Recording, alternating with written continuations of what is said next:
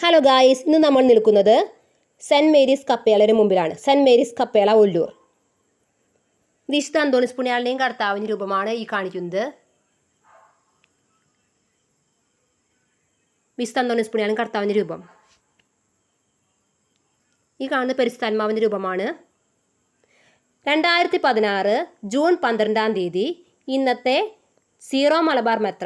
കേരളത്തിലെ സീറോ മലബാർ മെത്രാൻ റാഫേൽ തട്ടിൽ പിതാവാണ് ഈ കപ്പേള നവീകരിച്ചതിൻ്റെ ആശീർവാദ കർമ്മം നിർവഹിച്ചത്. തിരുഹൃദയത്തിൻ്റെ രൂപമാണ് ഈ കാണിക്കുന്നത്. അന്ന് സഹായ മെത്രാനായിരുന്നു റാഫേൽ തട്ടിൽ പിതാവ്.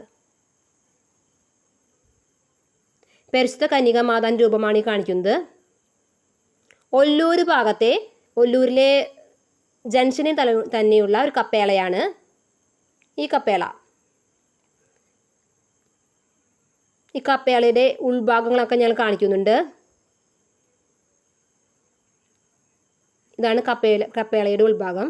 വിശുദ്ധ റപ്പായി മാലാഖയുടെയും തോബിയാസ് പുണ്യാളൻ്റെയും ഉണ്ട്.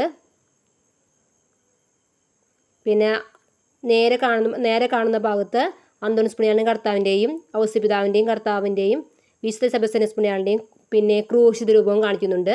തൊട്ടടുത്ത് തന്നെ വിശുദ്ധ ഔസേപ്പിതാവിൻ്റെ രൂപവും കാണിക്കുന്നുണ്ട്. നേരെ കാണുന്ന ഭാഗത്താണ് വിശുദ്ധ ഔസേപ്പിതാവിൻ്റെയും കർത്താവിൻ്റെയൊക്കെ രൂപം കാണിച്ചത്. സെബസ്ത്യാനോസ് പുണ്യാളനും അന്തോണിസ് പുണ്യാളൻ കർത്താവിൻ്റെ രൂപങ്ങളൊക്കെ കാണിച്ചത്. ഒല്ലൂർ ജംഗ്ഷനിൽ തന്നെയുള്ള ഒരു കപ്പേളയാണ്. ലൊക്കേഷൻ ഞാൻ കാണിക്കുന്നുണ്ട്. ഓക്കെ, അപ്പോൾ ഈ വീഡിയോ ഇഷ്ടപ്പെടുക, ലൈക്ക് ചെയ്യുക, സബ്സ്ക്രൈബ് ചെയ്യുക. Okay, by.